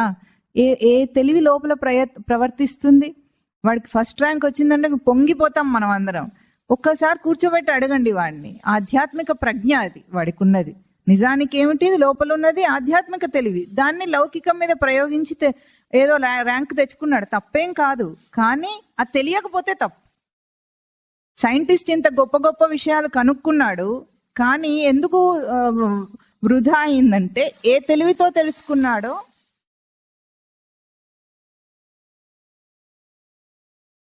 ఏ తెలివితో ఇవన్నీ తెలుసుకుంటున్నాడో ఆ తెలివేమిటో తెలియలేదు వాడికి. న్యూటన్ గారు ఏం చెప్పారు మీకు అందరికీ తెలుసా? ఆపిల్ పండు చెట్టు నుండి రాలింది. అప్పుడు చెట్టు నుండి కిందికే ఎందుకు రాలింది అని ఆలోచించాడు ఆయన. ఆలోచించి భూమికి గురుత్వాకర్షణ శక్తి ఉంది, గ్రావిటేషనల్ ఫోర్స్ ఉంది అని కనుక్కున్నాడు. అప్పటి నుండి ఆయన చాలా గొప్ప సైంటిస్ట్. అవునా? మనకందరికీ తెలుసు సైన్స్ లో ఆయన గొప్ప సైంటిస్ట్ అని. అంత తెలివితో ఆలోచించాడు కదా. ఆపిల్ పండు రాలితే గురుత్వాకర్షణ శక్తి ఉందని ఏ తెలివిలో అర్థమైంది? ఎక్కడ అర్థమైంది? ఇది ఆలోచించలేదు ఆయన. ఆపిల్ పండు గురించి ఆలోచించారు, భూమి గురించి ఆలోచించారు, మన తన తెలివి గురించి ఆలోచించలేదు. ఆపిల్ పండు రాస్తే గురుత్వాకర్షణ శక్తి ఉంది కదా, నా చెయ్యి కదిలింది, నాకే శక్తి ఉంది చెప్పండి? సందేహం రావద్దు. ఏమైనా పవర్ కనెక్షన్ ఉందా చెప్పండి? ఇప్పుడు మైక్ పనిచేస్తోంది, పవర్ కనెక్షన్ ఉంది దానికి. ఫ్యాన్ తిరుగుతోంది, పవర్ కనెక్షన్ ఉంది దానికి. నేను చూస్తున్నా, నాకే పవర్ కనెక్షన్ ఉంది. ఈ సందేహమే మనిషికి రాలేదు ఇంతవరకు. చక్కగా వాడేసుకుంటున్నాడు ఈ మిషన్ని అర్థం తెలియకుండానే. కనుక ఈ లౌకిక ప్రజ్ఞలేవి ఆత్మస్వరూపాన్ని అందించవు. అప్రజ్ఞం అంటే తెలివి లేకుండుట కూడా ఆత్మస్వరూపం కాదు. తెలివికి ఆధారమైన తన స్వరూపాన్ని తెలుసుకోవటం అంటున్నారు. ఇప్పుడు మీరందరూ కూడా పిల్లల్ని పెంచుతున్నప్పుడు ఒక్క చిన్న విషయం, మీరు ఇంతకాలం తరతరాలుగా చేసిన తప్పు మీరు ఏది చెయ్యొద్దంటే గుడ్డిగా పెంచటం. వాళ్ళని తెలివితో పెంచండి. లోకంలోని చదువులు చదివించడం తప్పదు మనకు, ఎందుకంటే లోకంలో బ్రతకాలి గనుక. కానీ ఒక్క ఆధ్యాత్మికానికి సంబంధించిన తానెవరో తెలుసుకునే చిన్న చిన్న ప్రశ్నలు అడగండి. చిన్నపిల్లలకు బాగా అందుతాయి. ఎందుకంటే వాళ్ళది ఫ్రెష్ మైండ్ ఉంటుంది. పిచ్చి పిచ్చి ఆలోచనల చేత బయాస్డ్ మైండ్ అంటారు. ఇదే సత్యము, ఇట్లాగే పెళ్లిళ్ళు చేసుకోవాలి, ఇట్లాగే చావాలనేది ఇంకా వాళ్ళకి రాలేదు. మనం రుద్దకుండా ఉండి ముందు పుట్టుక గురించి, చావు గురించి, ఏం పుడుతుంది ఏం చచ్చిపోతుంది, పుట్టకుండా ఏది ఉంది, తన తెలివికి పుట్టుక లేదు చావు లేదు, ఈ విషయాలు వాళ్ళకి చెప్పండి. వాళ్ళకి అర్థమవుతాయి. పెద్దవాళ్ళకే అర్థం కావు, పిల్లలకు అర్థమవుతాయి అన్ని. కానీ చెప్పరు ఎవ్వరు. ఎందుకు చెప్పరు? వాళ్ళకి తెలియదు కనుక. ఇప్పుడు మీరు అందరు తెలుసుకుంటున్నారు కనుక మీరు చెప్పే ప్రయత్నం చేయాలి. తెలివితో పెంచండి పిల్లల్ని, అప్పుడు తెలివితో ఎదుగుతారు వాళ్ళు. కనుక ఇవేవి కూడా నా అంతఃప్రజ్ఞం, నా బహిష్ప్రజ్ఞం, నా ఉభయతః ప్రజ్ఞం, నా ప్రజ్ఞాన ఘనం, నా ప్రజ్ఞం, నా అప్రజ్ఞం. 6 పదాలు చెప్పింది. 6 స్థితుల్లో కూడా జీవుడెవ్వరూ కూడా తన ఆత్మస్వరూపాన్ని అందుకోలేకపోతున్నాడు. కనుక ఇది అన్నిటినీ తీసేసింది. మరి ఇప్పుడు ఇంతకు ఆత్మ ఏది, ఎట్లా తెలుసుకోవాలి దాన్ని అని మళ్ళీ మొదలవుతుంది. వేరే ఇంకో పంథా మొదలు పెడుతోంది శ్లోకం. ఏమంటుంది? అదృష్టం అంటుంది. ఆత్మస్వరూపం అదృష్టం అట. అదృష్టం అంటే లక్. ఇదొక్కటే అందరికి అర్థమవుతోంది. నేను అదృష్టం అంటే లక్ అని మాత్రం తెలుస్తుంది. ఇన్ని సంస్కృత పదాలు ఉన్నాయి. ఈ మంత్రం చెప్తే మనందరికీ తెలిసిన పదం ఏమిటి? అదృష్టం, లక్. ఇన్ని రోజుల నుండి ప్రవచనాలు వింటున్నారు కదా. లక్ అనే అర్థాన్ని వదిలేసి అదృష్టం అనే పదంలో ఏముందో చెప్పండి చూద్దాం. పదాన్ని ఆలోచించి చెప్పండి.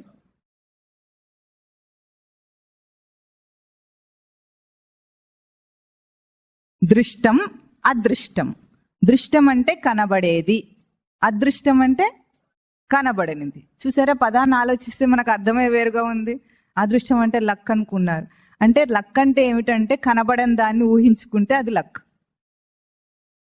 అదృష్టవంతుడు అంటే ఏమిటి? ఏదుందో దాని వాడికి కనబడకుండా ఉంది, అదేదో ఉంది వెనకాల, దాన్ని అదృష్టం అంటున్నారు అందరు. కానీ పదానికి అర్థం అది కాదు, లక్ అనే అర్థం కాదు. అదృష్టం అంటే దృశ్య రూపంలో కనిపించేది కాదు, దృశ్య రూపంలో చూసి తెలుసుకునేది కాదు. ఆత్మస్వరూపాన్ని ఏం చెప్తున్నారంటే ఈ మాంసపు కళ్ళతో మనకు కనిపించేవన్నీ దేంతో కనిపిస్తాయి? ఈ కళ్ళతో కనిపిస్తాయి. ఈ మాంసపు కళ్ళతో చూసి తెలుసుకునేది కాదట ఆత్మ, అదృష్టం. అంటే మనం ఏవేవైతే కళ్ళొక్కటే కాదు, ఇక్కడ కన్నొక్కటే అర్థం కాదు, చెవితో వినేవైనా సరే, చూసి తెలుసుకునేవైనా సరే, స్పర్శ చేత తెలుసుకునేవేవైనా సరే, రుచి చేత తెలుసుకునేవైనా సరే, వాసన చేత తెలుసుకునేవేవైనా సరే, ఇవేవి కూడా ఆత్మ వీటి చేత తెలియబడదు అని చెప్తున్నారు. అదృష్టం అంటే ఇట్లా తెలుసుకోలేమట. మనకున్నవే ఇవి పరికరాలు, మరి దేంతో తెలుసుకుంటాం చెప్పండి? ఇప్పుడు కన్ను పనికిరాదని, చెవు పనికిరాదంటే, రుచి పనికిరాదు, మనకు తెలుసుకోవడానికి ఈ 5 ఉన్నాయి కదా, అన్నిటినీ దీంతోనే కదా తెలుసుకుంటూ ఉంటాం. మరి ఇప్పుడు దీంతో తెలియదంటే ఏం చేయమంటారు? తర్వాత చెప్తారు. అవ్యవహార్యం, వ్యవహారం చేత తెలుసుకోబడేది కాదట. వ్యవహారం అంటే ఏమిటి?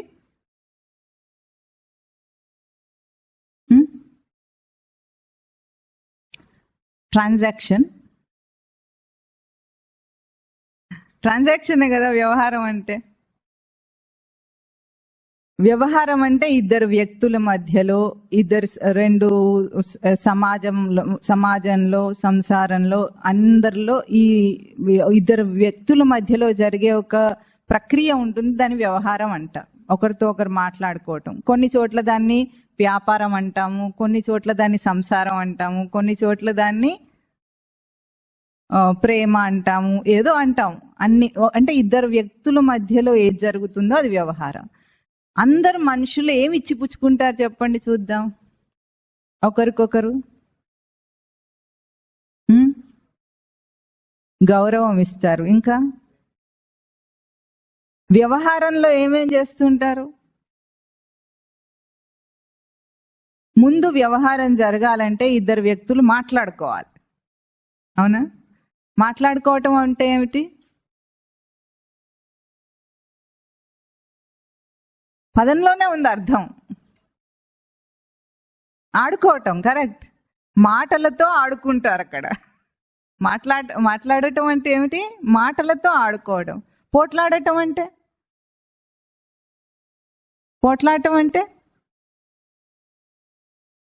కరెక్ట్. ఎవరు చెప్పారు అది? పోట్లతో ఆడుకోవడం. పోట్లు అంటే కర్రలతో కొట్టుకుంటే పోట్లాట అంటారు. మాటలతో ఆడుకుంటే మాట్లాట అంటారు. ఏ వ్యవహారం జరగాలన్నా మాట్లాడుకుంటారు మనుషులు. అంటే అర్థం ఏమిటంటే, ఈ మాట్లాడటంలో ఎట్లా ఉంటుందో, ఒక విషయాన్ని ఒక అతను చెప్తున్నాడు అనుకోండి, ఎదుటి వ్యక్తి ఏం చేస్తాడు? వాడికంటే కౌంటర్గా ఇంకొకటి చెప్పాలి, నాకు ఇంకా బాగా తెలుసు అన్నట్టు చెప్పాలి. అక్కడ ఏం చేస్తాడంటే ప్రవృత్తి ఆట, అది మాటల ఆట కాదు. నాకు బాగా తెలుసు అని వాడు ఏదో చెప్తుంటాడు ఒక విషయం గురించి. కాదు నేను విన్నా, నిన్ననే వార్తల్లో విన్నా అని వాడు ఇంకోటి చెప్తాడు. రాజకీయాలు అనుకోండి, లోకంలో ఏ విషయాలైనా సరే, ఏ రంగంలో అయినా సరే, అంటే ఒకరికొకరు ప్రవృత్తి ఆట ఆడుతుంటారన్నమాట మనుషుల. వ్యవహారం అంటే ప్రవృత్తి ఆట. అంటే వాడికి ఉన్న తెలివిని వాడికి తెలిసినంత పరిధిలో నాకు తెలుసు అని గొప్పగా అనుకోవాలని ప్రయత్నం చేస్తాడు. ఇవన్నీ ప్రవృత్తి ఆటలను వ్యవహారం అంటారు. ఇట్లాంటి మాటల చేత గాని, ఇట్లాంటి ప్రవృత్తి ఆటల చేత గాని, ఇట్లాంటి వ్యవహారం చేత గాని ఆత్మ లక్షణం తెలియబడదట. లోకంలో నీకు ఎన్ని గొప్పగా వార్తల్లో ఎన్ని తెలుసుకున్నా, ఎన్ని గుర్తున్నా, ఎన్ని పుస్తకాల్లో ఎన్ని చదివిన విషయాలన్నీ తెలిసినా, లోకంలో వ్యవహారంలో నువ్వు బాగా గొప్పవాడివి కావచ్చు, కానీ దీని చేత ఆత్మ అర్థం కాదు, తెలియబడదు. కనుక అవ్యవహార్యం, వ్యవహారంకు అందేది కాదు అంటున్నారు. తర్వాత ఏమంటున్నారు? అగ్రాహ్యం. గ్రాహ్యం అంటే గ్రహింప తగినది అని అర్థం. గ్రాహ్యం అని ఉంది కదా, గ్రాహ్యం అని చివర్లో యా అని వచ్చింది కదా, దాన్ని ఏమంటారు? తగినది, గ్రహించటానికి తగినదని అర్థం అన్నమాట. పదాన్ని అర్థం చేసుకోవడానికి మళ్ళీ వివరంగా చెప్తున్నా. ఏదైనా మనం గ్రహించాలంటే ఇందాకట్లాగానే కంటితో గ్రహిస్తాం, ఆ చూపుతో ఇవన్నిటిని గ్రహిస్తున్నామా లేదా? ఇట్లా చూసి తెలుసుకోగలిగింది కాదు అది, గ్రహింప తగినది. లోకంలో దేన్నైనా సరే దేంతో గ్రహిస్తాము? ఈ ఇంద్రియాలతోనే. ఒక పాటను గ్రహింపులోకి తీసుకున్నాము అంటే అర్థం ఏమిటి? విని తీసుకున్నాము. ఒక ఒక దృశ్యాన్ని గ్రహింపులోకి తీసుకున్నామంటే చూసి తీసుకున్నాం. ఒక వస్తువుని తాకి తెలుసుకుంటాం. ఒక పదార్థాన్ని రుచి చూసి తెలుసుకుంటాం. అంటే గ్రహింపుతో తెలుసుకోగలిగింది ఏది ఆత్మలక్షణం కాదు. ఎందుకు? అది బయటి నుండి వస్తుంది కాబట్టి. వీటిలో మనం బాగా గుర్తించవలసింది ఏమిటంటే ఇవన్నీ మనం బయట నుండి మాట్లాడుతున్నాం. పోయిన వారం ఒక ఉపమానం చెప్పుకున్నాం, మీకు గుర్తుందా? పెన్ను పట్టుకొని రాస్తున్నాము అన్నాం. అప్పుడు పెన్ను పట్టుకొని రాస్తున్నప్పుడు పెన్నుకేమో చేయి తెలియదు, కానీ చేతికి పెన్ను తెలుసు. అవునా కదా? పెన్ను చేతిని తెలుసుకోగలదా? చేతిలో ఆడగలదు, కానీ చేతిని తెలుసుకోలేదు. కానీ చేతికి పెన్నును ఎట్లా పట్టుకోవాలో తెలుసు, దాంతో ఎట్లా రాయాలో తెలుసు. అంటే తెలియబడే వస్తువు తెలుసుకునే దాన్ని తెలుసుకోలేదు. అంటే గ్రహింపులోకి బయట నుండి రాదన్నమాట ఆత్మ. ఎందుకు? ఆత్మస్వరూపం ఎక్కడుంది? లోపల ఉంది. అందుకే కన్ను మూస్తే ఆత్మ అర్థమవుతుంది, కన్ను తెరిస్తే దృశ్య ప్రపంచం కనిపిస్తుంది. యదృశ్యం తన్నస్యం. ఏది కనిపిస్తుందో అది నాశం అవుతుంది. బాగా గుర్తుంచుకోండి, ఏది కనిపిస్తుందో మనకు అది నాశం అవుతుంది. ఏది వినిపిస్తుందో నాశం అవుతుంది. నాశం అవుతుందంటే ఇప్పుడు ఉంటుంది, తర్వాత ఉండదు. నాశం అవ్వటం అంటే భయపడద్దు, కనిపించకుండా పోతుందని అర్థం. నాశం అయిపోయింది అంటే ఏదేది కనిపిస్తుంది, ఏదేది వినిపిస్తుంది, ఏదేది స్పర్శతో తెలుస్తుంది, అన్నీ పోతాయి. పోతున్నాయా లేదా? మీ అనుభవంలో చెప్పండి, వీడి కోసం కాదు. అన్నీ పోతాయి. కానీ ఆత్మ లక్షణం ఇట్లా బయటి నుండి తీసుకుంటే గ్రహింపుకు రాదన్నమాట. అందుకే దాన్ని ఏమన్నారు? అగ్రాహ్యం, అలక్షణం అన్నారు. తర్వాత అలక్షణం. లక్షణం అంటే దర్శనం అని అర్థం. లక్షణావృత్తి అని దేనికి ఉంటుందంటే ఏదైనా ఒక వస్తువు గురించి వివరించి చెప్పాలంటే దానికి లక్షణావృత్తి ఉండాలి అంటారు. ఆ లక్షణావృత్తి దేనికి 4 రూపాల్లో ఉంటుంది. నామ, రూప, క్రియా, గుణములు. నామం అంటే దానికి ఒక పేరు ఉండాలి. కుర్చీ ఉంది, దానికి మనం ఒక పేరు పెట్టాం కదా, దాని పేరేమిటి? కుర్చీ. రూపం ఉంది, దానికి ఒక ఆకారం ఉంది. నామ రూప. క్రియ, దాని మీద కూర్చుంటారు, దాని గుణం ఏమిటి? కదలకుండా ఉంటుంది, మనం కూర్చోబెడుతుంది. అవునా?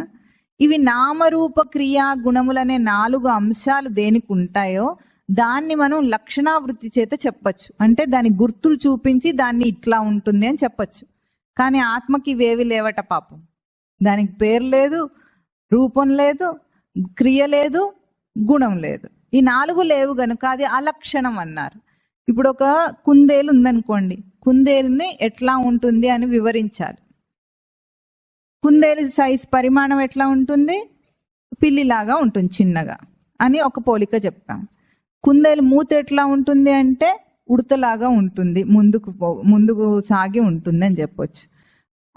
కుందేలు కాళ్ళు ఎట్లా ఉంటాయంటే ఉడతలాగా ఉంటాయి, వెనక కాళ్ళు చిన్నగా ఉంటాయి, ముందు కాళ్ళుతో పైకి దూకుతుంది, అది అట్లా దూకి వెళుతుందని చెప్పొచ్చు. కుందేలు ఏం ఆహారం తింటుందంటే ఆవులాగా శాఖాహారం తింటుందని చెప్పొచ్చు. అంటే కొన్ని లక్షణాలు చూపించి దాన్ని చెప్పగలం. ఎప్పుడు? నామరూప క్రియా గుణములు ఉంటే చెప్పగలం. ఈ 4 లేకపోతే భాషలో చెప్పలేం. దాన్ని భాషలో చెప్పాలంటే ఈ 4 ఉండి తీరాలి. ఇప్పుడు అలక్షణం అంటున్నారు. ఆత్మస్వరూపం అలక్షణం అట. అంటే దీనికి ఏ లక్షణాలతో చెప్పే అవకాశమే లేదట. మరి ఇప్పుడు ఎట్లా? చెప్పలేము, చూడలేము, తీసుకోలేము, వినలేము, ఏం చేయలేమంటే ఏం చేయమంటారు? అచింత్యం అన్నారు. ఇంకా అచింత్యం అంటే చింతన చేయటం. చింతన దేంతో చేస్తారు? నువ్వు నిన్న విని అన్ని చెప్పొద్దు, కొత్తగా చెప్పేవాళ్ళు చెప్పాలి. చింతన దేంతో చేస్తుంటారు? చింతపడుతూ ఉంటారా మీరు? ఎప్పుడు పడతారా? అయ్యో, అప్పుడప్పుడు చింతపడతారా? దేంతో పడతారు? మనస్సుతో. చింతన చేయటం అంటే చింతపడటం అని అర్థం కాదు. చింతన చేయటం అంటే దాని గురించి అనుకోవటం, మాటి మాటికి అనుకోవటాన్ని చింతన అంటారు. మనస్సుతో చింతన చేస్తాం మనం. ఈ ఆత్మ లక్షణాన్ని ఇప్పుడు ఏమంటున్నారు? అచింత్యం అంటున్నారు. లోకంలో ఏ విషయాన్నైనా మనస్సుతో చింతన చేయొచ్చట, కానీ ఆత్మను మాత్రం మనస్సుతో చింతన చేయలేం. ఎందుకు?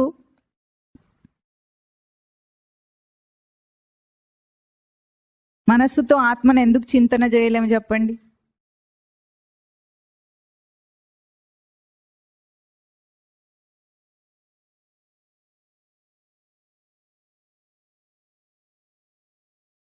అక్కడ చార్ట్లో చూసారా, మనస్సు కింద ఉంది, మనస్సు పైన బుద్ధి ఉంది, దానిపైన చిత్తం ఉంది, దానిపైన అహంకారం ఉంది, ఆ పైన ప్రవృత్తి, కిరణం, జ్ఞానం అన్నీ కాక పైన ఎక్కడో సచిదానంద స్మృతి ఉంది. అంటే తనకంటే పై స్థాయిలో ఉన్నదాన్ని చెప్పుకున్న ఉపమానం లాగానే పెన్ను చేతిలో ఉంది, పెన్నుకు చేతిని తెలుసుకునే అవకాశమే లేదు, కానీ చేయి పెన్నును తెలుసుకుంటుంది. చేయిని మనస్సు తెలుసుకుంటుంది, చేతి పట్టును మనస్సు తెలుసుకోగలదు, కానీ చేతి పట్టు మనస్సును తెలుసుకోలేదు. కిందున్న దాన్ని తెలుసుకోగలదు కానీ దానికంటే ఆధారమైన దాన్ని తెలుసుకోలేదు. ఇప్పుడు మనస్సు ఇక్కడ ఉంది, సచ్చిదానంద స్మృతి పైన ఉంది. కనుక సచ్చిదానంద స్మృతికి మనస్సు తెలుస్తుంది, మనస్సు యొక్క ఆలోచనలు తెలుస్తాయి, కానీ మనస్సుకు సచ్చిదానంద స్మృతిని చింతన చేసే శక్తి లేదు. అందుకు మనం చింతన చేసే అన్ని విషయాలు మనస్సు స్థాయిలోనే ఉంటాయి కాబట్టి మనస్సుకు ఆధారమైన సచ్చిదానంద స్మృతిని మనస్సుతో చింతన చేయలేము, కాబట్టి అది అచింత్యం అంటున్నారు. విషయాన్ని మనం మనస్సుతో చింతన చేస్తాం, ప్రతి విషయాన్ని మనస్సుతోనే చింతన చేస్తాం. ఎందుకు? విషయాలు ఎక్కడుంటాయి? ఇక్కడ ఉంటాయి. కర్మేంద్రియములు, జ్ఞానేంద్రియములు, విషయములు, వస్తువులు, విషయములు కింద, అన్నిటికంటే కింద స్థానం. దీన్ని మనం మనస్సుతో చింతన చేయగలం, కానీ మనస్సును సచ్చిదానంద స్మృతితోనే తెలుసుకుంటాము. మనస్సు సచ్చిదానంద స్మృతిని తెలుసుకోలేదు గనుక అచింత్యం అన్నారు. అవ్యపదేశ్యం అన్నారు. వ్యపదేశ్యం అంటే నేరుగా తెలుసుకోలేనిదని అర్థం. కుటిలంగా తెలుసుకోవాలట. కుటిలంగా అంటే ఇండైరెక్ట్ వే ఆఫ్ ఎక్స్ప్రెషన్ అంటారు. నేరుగా ఇప్పుడు ఆత్మని వేవిటితో తెలుసుకోలేం కదా. అలక్షణం, అగ్రాహ్యం, అచింత్యం, అదృష్టం, అవ్యవహార్యం అన్నారు కనుక దాన్ని ఇప్పుడు ఇండైరెక్ట్ గా తెలుసుకోవాలి. ఇప్పుడు మనం చేసే పని అదే అన్నమాట. ఇట్లా తెలుసుకున్నప్పటికీ కూడా ఆత్మ అర్థం కాదు. ఇండైరెక్ట్ గా యుక్తులతో, ఉపమానాలతో, కథలతో, దేంతో చెప్పడానికి ప్రయత్నం చేసినా, ఎన్ని పదాలతో చెప్పడానికి ప్రయత్నం చేసినా అవ్యపదేశ్యం అది. ఇట్టిదట్టిదని నిర్దేశింపనలవి కాని పరబ్రహ్మ స్వరూపం అంటారు భాగవతంలో. అంటే ఇటువంటిది అటువంటిది అని దాన్ని నిర్దేశించి చెప్పటానికి లేదట. అట్లాంటిది అవ్యపదేశ్యం. అంటే వ్యపదేశ్యం అంటే కుటిలంగా ఇంకొక దారిలో చెప్పటానికి ప్రయత్నం చేసేది, తెలుసుకోవటానికి ప్రయత్నం చేసేది. ఇది అట్లా తెలుసుకోవటానికి ప్రయత్నం చేయడానికి వీలు లేనిది కనుక అవ్యపదేశ్యం అన్నారు. ఎట్లా తెలుసుకుంటారు మరి అంటే, కుటిలంగా తెలుసుకోలేవు, కానీ నేరుగా నీ ఆచరణలో, అనుభవంలో మాత్రం తెలుసుకోగలవు. అన్నిటికీ ఉపాయం ఏమిటి? ఇక్కడ దాకా చెప్పిన అన్ని పదాలకు ఉపాయం ఏమిటంటే గ్రహించలేనిది, చింతించలేనిది, వ్యవహారంలో తెలుసుకోలేనిది, కనిపించనిది అన్ని అంటున్నారు. లక్షణావృత్తి చేత చెప్పలేనిది, దాన్ని చాలా సులభంగా తెలుసుకోవచ్చు. ఎట్లా? అనుభవంలో తెలుసుకోవచ్చు. ఎట్లా అనుభవం వస్తుంది? విచారణ, ఆచరణ. బాగా గుర్తుపెట్టుకోండి. సాధన అంటే నడుస్తున్నారనుకోండి, నడకకు ఎన్ని కాళ్ళు కావాలి? ఒక కాలుతో ఉంటే ఎట్లా ఉంటుంది? కుంటి నడక అంటాం దాన్ని, అవునా? అట్లాగే నడక ముందుకు సాగాలి అంటే 2 పాదాలు ఎట్లా ఉండాలో, సాధనలో ముందుకు సాగాలి అంటే 2 పాదాలు ఏమిటి? విచారణ. మొదటిది విచారణ, చెప్పండి గట్టిగా. ఆచరణ. ఇవి సాధనలో ముందుకు సాగటానికి 2 పాదాలు. ఈ రెండిట్లో ఏ ఒక్కటి లేదనుకోండి కుంటుతారు. ఇప్పుడు మనం విచారణ చేసుకుంటున్నాం, మీరందరూ ఆచరణ చేయలేదనుకోండి, అప్పుడు ఎట్లా ఉంటుంది? నడక కుంటి నడక అవుతుంది. కనుక ఈ లక్షణాలు వేటితో తెలుసుకోలేము, కానీ చాలా సులభంగా తనలో తానే అనుభవంలో తెలుసుకోవచ్చు. ఎట్లా అనుభవంలో తెలుసుకోవచ్చు అంటే, మిమ్మల్ని కూర్చోబెట్టి పాపం చాలా మంచి మంచి జాతుల మామిడి పళ్ళన్నీ తెచ్చి ఇక్కడ పేర్చి పెట్టి వాటి గురించి రోజు ప్రవచనం చెప్పామనుకోండి, మీకు ఎట్లా ఉంటుంది? ఇంత ప్రవచనం చెప్పే బదులు ఆ పండిస్తే తింటా కదా అనుకుంటారా లేదా? అవునా? అప్పుడు పండించినప్పుడు ఎట్లా ఉంటుంది అనుభవం? ప్రవచనం విన్నట్టుంటుందా? ఉండదు. అదెంత వాసన వస్తున్నా కూడా అనుభవం రాదు. అదెంత పసుపచ్చగా నిగనిగలాడుతూ చాలా బాగున్నా కూడా అనుభవం రాదు. రుచి యొక్క అనుభవం రాదు. అవునా? ఎప్పుడు వస్తుంది? తింటే వస్తుంది. అనుభవం ఎప్పుడు వస్తుంది? ఆచరిస్తే వస్తుంది. ఆచరిస్తే ఎట్లా వస్తుంది? నాలుక మీద పడగానే రుచి తెలుస్తుందా లేదా? మీకు అప్పరించిన తర్వాత గంట సేపటి తర్వాత తెలుస్తుందా? లేదు, వెంటనే అప్పటికప్పుడే ఇన్స్టెంట్గా. అవునా? ఇన్స్టెంట్గా నాలుకకు తాకిందో లేదో రుచి లొట్టలేయటం అన్నామా లేదా? అట్లా అనుభవం అట్లా ఉంటుంది. ఒక్కసారి ఆచరించి చూడండి. ఒక్క నియమాన్ని ఆచరించండి. మీలో పవిత్ర భావం, ఆత్మభావం ఎట్లా బయటికి వస్తుందో మీకే అర్థమవుతుంది. అది తిన్నవాళ్ళు చెప్పగలరు, కానీ మీరు తింటే కానీ మీకు అర్థం కాదు. కనుక ఇది అనుభవంలో గుర్తించవలసింది అన్నారు. ఇక ముఖ్యమైన పదము ఏమొస్తుందంటే ఇక్కడ ఇంకా మళ్ళీ 5 పదాలు ఉన్నాయి ఇక్కడ. ఏమిటంటే ఏకాత్మ ప్రత్యయసారం, ప్రపంచోపశమం, శాంతం, శివం, అద్వైతం. ఈ 5 పదాలు కూడా ఆత్మ యొక్క ఏకభావాన్ని చెప్తున్నాయి. దీంట్లో అద్వైతం అని చివరగా ఒక పదం వచ్చింది. మీ అందరిలో ఒక సందేహం ఉంటుంది, లోకంలో అందరికీ ఉంటుంది కాబట్టి మీకు కూడా ఉందేమో అనుకుంటున్నాడు. అద్వైతం అంటే ఏమిటి, ద్వైతం అంటే ఏమిటి, విశిష్ట అద్వైతం అంటే ఏమిటి? ఈ పదాలు విన్నారా? కొంతమంది ఏదో అక్కడక్కడ ఏమైనా ప్రవచనాలు వినేవాళ్ళు వింటూ ఉంటారు. 3 రకాల మతాలు ఉంటాయి లోకంలో అంటారు. మతం అంటే అభిప్రాయం అని అర్థం. మతం అంటే వాళ్ళ అభిప్రాయం అని అర్థం. ఒకటి ద్వైత మతం అంటారు లోకంలో. ద్వైత మతం అంటే జీవాత్మ వేరు, పరమాత్మ వేరు. ఈ రెండు ఎప్పుడు కలవవు. అంటే జీవాత్మ పరమాత్మని చేరుకుంటాడు కానీ అవి వేరు, ఎప్పటికీ వేరుగానే ఉంటాడు అని వాళ్ళ ద్వైత మతస్థుల భావం అన్నమాట, వాళ్ళ అభిప్రాయం. అది ద్వైత మతం అయింది. విశిష్టాద్వైతం అని ఇంకొకటి ఉంటుంది. వాళ్ళు ఏమంటారు, జీవాత్మ పరమాత్మ యొక్క అంశమే, వేరే కాదు, పరమాత్మలోనే ఒక అంశం. ఇప్పుడు నిప్పు ఉందనుకోండి, నిప్పు బాగా మండుతున్నప్పుడు నిప్పు కణికలు బయటికి వస్తాయి. ఆ నిప్పు కణిక నిప్పు యొక్క భాగమే కదా, వేరే కాదు కదా. మళ్ళీ దాంతో నిప్పు వెలిగించవచ్చా లేదా? వెలిగించు. అట్లాగే జీవుడు పరమాత్మ యొక్క ఒకానొక అంశము, మళ్ళీ ఈ జీవుడు ఆ పరమాత్మలో కలుస్తాడు అంటుంది విశిష్టాద్వైతం. కానీ అద్వైతం ఏం చెప్తుందంటే జీవుడు పరమాత్మ వేరే వేరే స్వరూపాలు కాదు, ఇద్దరు ఒక్కటే. జీవో దేవ సనాతనః. ఆ సనాతనమైన జీవుడే ఆ పరమాత్మ స్వరూపం. కానీ తెలియనందువల్ల, గుర్తింపు లేనందువల్ల వాడికి వాడు జీవుడని అనుకుంటున్నాడు అంటుంది అద్వైతం. అద్వైతం అంటే ఏమిటంటే ద్వైతం లేనిది. ద్వైతం అద్వైతం, ఆ అంటే నా అని అర్థం. ద్వైతం లేనిది అద్వైతం. ద్వైతం అంటే ఏమిటంటే రెండవ రూపం, మారు రూపం. మారు రూపం ఉంటే ద్వైతం, మారు రూపం లేకపోతే అద్వైతం. ఇప్పుడు తనకు మారు రూపం ఉందా లేదా అన్నది మనం గుర్తించడానికి ప్రయత్నం చేద్దాం. ఎందుకంటే మన స్వరూపం మారు రూపం లేని అద్వైత స్వరూపం అంటుంది ఇక్కడ శ్లోకం. మన అనుభవం కూడా అదే చెప్తుంది. మన అనుభవాన్ని ఇక్కడ మననం చేద్దాం మనం. సృష్టిలో 3 రూపాలు ఉన్నాయి సృష్టికి. సృష్టి అంటే అర్థమవుతుంది కదా మీకు. బయట కనిపించేదంతా పంచమహాభూతాత్మక సృష్టి. పంచమహాభూతాలతో ఏర్పడింది. సూర్యుడు, చంద్రుడు, ఆకాశము ఏవైతే ఉన్నాయో అవన్నీ కూడా పంచమహాభూతాలతో ఏర్పడిన ఒక సృష్టి కనిపిస్తోంది మనకు.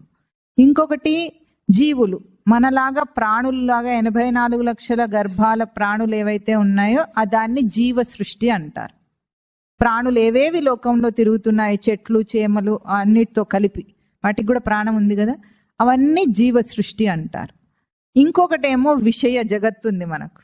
విషయ జగత్ అంటే ఈ ప్రాణులు ఎవరైతే ఉన్నారో వీళ్ళందరికీ ఏ ఏ విషయాలు ఉంటాయో, అంటే సంసారం అనుకోండి మీరు, మనం కల్పించుకున్న సంసారం ఏది ఉంటుందో, మనకు కావలసిన విషయాలు, వద్దనే విషయాలు, కోరికలు, ఇదంతా విషయ జగత్. ఈ 3 రూపాల్లో సృష్టి మనకు కనిపిస్తోంది. ఇప్పుడు ఈ 3 రూపాల్లో కూడా ఆత్మ యొక్క స్వరూపం ఏకధారణలో ఉంది. అక్కడ పదం ఏమిటి? ఏకాత్మ ప్రత్యయసారం అన్నారు. చెప్పండి. అంటే ఏకాత్మ ప్రత్యయసారం అంటే మన ప్రతి ప్రవర్తన కూడా ఆత్మ యొక్క స్వరూపాన్ని యథాతథంగా ధారణ చేస్తుంది కానీ వేరే రూపంలో లేదు అనేది మనం చూడాలి ఇప్పుడు ఎక్కడ ఈ 3 స్థానాల్లో కూడా. ఇప్పుడు ముందు పంచమహాభూతాత్మక సృష్టి ఎట్లా వచ్చిందో ఒక మంత్రం చెప్పుకుందాం. తైత్తిరీయోపనిషత్తు మంత్రం అందరు చెప్పండి. ఆత్మనః ఆకాశ సంభూతః ఆకాశాద్వాయుః వాయోరగ్నిః అగ్నేరాపః అద్భ్యః పృథివీ పృథివ్యా ఓషధయః ఓషధీభ్యః అన్నం అన్నాత్ పురుషః. జీవుడు ఎట్లా, పురుషుడు అంటే ఇక్కడ జీవుడు మగవాడని అర్థం కాదు. పురుషుడని ఎక్కడ అధ్యాత్మ విద్యలో వచ్చినా మగవాళ్ళని అర్థం కాదు, జీవుడు అని అర్థం. అక్కడ ఈ జీవ పురుషుడు ఎట్లా వచ్చాడో ఆ క్రమాన్ని, సృష్టి క్రమాన్ని చెప్తుంది ఉపనిషత్. అన్ని ఎక్కడి నుండి మొదలైన ఆత్మనః ఆకాశ సంభూతః, ఆత్మ వలన ఆకాశం కలిగిందట. ఆకాశాత్ వాయు, ఆకాశం వలన వాయువు, వాయువు అంటే గాలి. వాయోరగ్ని, వాయువు వలన అగ్ని, అగ్ని అంటే మంట, తెలుస్తుంది కదా. అగ్నేరాపహ, అగ్ని వలన ఆపహ, ఆపహ అంటే నీరు, ఆపహ అంటే నీరు. అద్భ్య పృథివీ, పృథివీ అంటే భూమి, ఆ నీటి నుండి భూమి కలిగిందట. పృథివ్యా ఓషధయ, పృథివి నుండి ఓషధులు. మనకన్ని మనం తినే ఆహారం ఎక్కడి నుండి వస్తుంది? ఔషధ రూపంలో మనం తినే ఆహారం అంతా ఔషధమే. అది పృథివ్యా ఓషధ, భూమి వలన ఔషధులు వస్తున్నాయి. ఓషధీభ్య అన్నం, అన్నం, అన్నం వస్తుంది మనకు. అన్నం అంటే మనం గ్రహింప తగినది అన్నం అంటారు. అన్నాత్ పురుష, అన్నం తిని అన్నం నుండి వచ్చిన వాడు ఈ జీవ పురుషుడు. జీవుడి జన్మ అన్నం నుండి వస్తుంది కనుక వాడు ధాన్యాన్ని ఆశ్రయిస్తాడు కనుక అట్లా చెప్పారు. ఇది క్రమం. అయితే ఇక్కడ ఒక క్రమంలో మనం ఒకటి గుర్తించాలి, పేరెంటల్ క్యారెక్టరిస్టిక్స్ అంటారు. అంటే తల్లిదండ్రులకు ఉన్న జీన్స్ ప్రకారంగానే పిల్లలకు వస్తాయా లేదా, అవే లక్షణాలు ఉంటాయా లేదా, దాన్ని పేరెంటల్ క్యారెక్టరిస్టిక్స్ అంటారు. అది మనం ఎక్కడ చూడొచ్చు అంటే, ఒక విత్తనం నాటాం అనుకోండి, కాకర విత్తనం నాటాం, ఏ చెట్టు వస్తుంది? పొట్ల చెట్టు రాదా? రానివరా మీరు? ఒప్పుకోరా? ఎందుకు ఒప్పుకోం? విత్తనంలో ఏదుంటే మొక్కలో అదే రావాలి, మనకు బాగా తెలుసు. అది అట్లా రాకుండా వేరేది రావటం అనేది అసంభవం, అవునా? కాకర విత్తనం వేస్తే పొట్ల తీగ రావటం అసంభవం, మనకు బాగా తెలుసు కదా. ఇప్పుడు జీవపురుషుడు ఎక్కడి నుండి వచ్చాడు? ఇందాక ఆత్మనః సంభూత, ఆత్మ నుండి వచ్చిన వాడు ఆత్మ లక్షణాలు ఉండాలా, వాడికి అనాత్మ లక్షణాలు ఉండాలా? మరి ఆత్మకు చావు ఉందా? మరి మనకు చావు ఉందా? నమ్మకమా? నమ్మకమా? అది అంటే ఆత్మ లక్షణాలనే పంచమహాభూతాలు ధారణ చేస్తున్నాయి. పంచమహాభూతాలు ధారణ చేసిన దాని నుండే జీవ పురుషుడు వచ్చాడు. ఇప్పుడు అది ఎట్లా ఉందో చూద్దాం. మన రచన, నిజమైన రచన, మనం అనుకుంటున్న మన రూపం కాదు, ఇది జీవరూపం కాదు. మన రచన ఎట్లా ఉందో మనం తెలుసుకోవాలి. ఆత్మనః ఆకాశ సంభూత అన్నప్పుడు ఆత్మ లక్షణాలు ఆకాశంలో ఉండాలట. ఆకాశానికి ఒక గుణం ఉంది, శబ్ద గుణం ఉంది అని చెప్తారు. ఆకాశం యొక్క శబ్ద గుణము మన దగ్గరకు వచ్చిందట, మన లోపల కూడా ఉంది. అది మనది కూడా పంచభౌతిక దేహమే కదా, పంచమహాభూతాలతో ఏర్పడిన దేహం కదా. ఇప్పుడు ఆత్మ యొక్క శబ్ద లక్షణము మన దగ్గర ఏ రూపంలో ఉందంటే శ్రవణేంద్రియ రూపంలో ఉంది. ఆత్మ నుండి వచ్చింది ఆకాశం, ఆకాశమునకు శబ్ద గుణం ఉంది. శబ్దమును గ్రహించే శ్రవణేంద్రియం మన దగ్గర ఉంది. అంటే పంచమహాభూతాలు మన దగ్గర ఉన్నట్టా లేదా? శ్రవణేంద్రియంలో గ్రహిస్తాం. అయితే ఆత్మ శబ్ద లక్షణమా నిశ్శబ్ద లక్షణమా? ఏమంటున్నారు? నిశ్శబ్దం. ఎట్లా చెప్పారు? మొన్ననే కదా ఓంకారం చెప్పుకుంది, మరి ఓంకారంలో నిశ్శబ్ద స్వరూపమే పరమాత్మ అని చెప్పుకున్నాం కదా. అయితే శబ్దం అంటే ఏమిటి? మరి ఆత్మకు శబ్ద గుణం ఎట్లా వస్తుంది? నిశ్శబ్దం రావాలి కదా దానికి. అంటే శబ్దం అంటే ఏమిటో మనకు అర్థం కాలేదనమాట. శబ్దం అంటే చప్పుడు అనుకుంటున్నాం మనం. శబ్దము నిశ్శబ్దమును ఆధారం చేసుకొని పలుకుతుంది. ఇప్పుడు ఇక్కడ శబ్దం రావాలనుకోండి, ఇట్లా శబ్దం చేసాం, ఎట్లా పలికింది ఇది? దీని వెనకాల ఏముంది? నిశ్శబ్దం ఉంది. ఇప్పుడు ఇది శబ్దమా, నిశ్శబ్దం యొక్క పలుక, నిశ్శబ్దం యొక్క గ్రహింపునిస్తుందా? ప్రశాంతంగా ఉన్న దాంట్లో ఎవరో వచ్చి గట్టిగా మాట్లాడారు, అప్పుడు మనకేమో మాట వినిపిస్తుంది అనుకుంటాం, మనం శబ్దాన్ని గ్రహించాం అనుకుంటాం, కానీ దానికి ఆధారమై ఉన్నది ఏమిటి అక్కడ? నిశ్శబ్దం. అంటే ఆకాశం ఏం చేస్తుందంటే ఆత్మ యొక్క నిశ్శబ్ద రూపాన్ని, నిశ్శబ్ద లక్షణాన్ని శబ్ద రూపంలో మనకు మోసుకొస్తుంది. క్యారియర్ అంటాం ఆకాశాన్ని, మన శ్రవణేంద్రియం దాకా మోసుకొస్తుంది. ఇప్పుడు మనం శబ్దాన్ని వింటామా, నిశ్శబ్దాన్ని వింటామా అని మనం అనుకుంటాం. మనం శబ్దాన్ని వినం, ఎందుకంటే శబ్ద రూపము డెసిబల్స్. శబ్దానికి యూనిట్స్ ఏమిటి? డెసిబల్స్. మనం గ్రహించేది ఏమిటి? డెసిబల్స్ లో గ్రహించదు మన చెవి. మన చెవి ఏం చేస్తుంది? దాన్ని మిల్లీ వోల్ట్స్ లో గ్రహిస్తుంది. అంటే చెవి లోపలికి వెళ్ళగానే అది మారిపోతుంది, దాని రూపం మారిపోయి మిల్లీ వోల్ట్స్ రూపంలో. ఎందుకంటే మన దేహం అంతా విద్యుదయస్కాంతం ఉంది, లోపల ఎలక్ట్రోమాగ్నెటిజం ఉంది.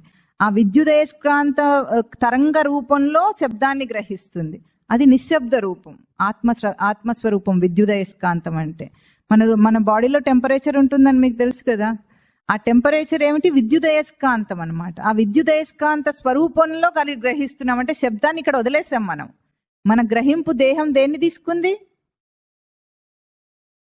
ఆత్మలక్షణమైన విద్యుదయస్కాంత రూపంలో, మిల్లీ వోల్ట్స్ రూపంలో దాన్ని గ్రహించేసింది.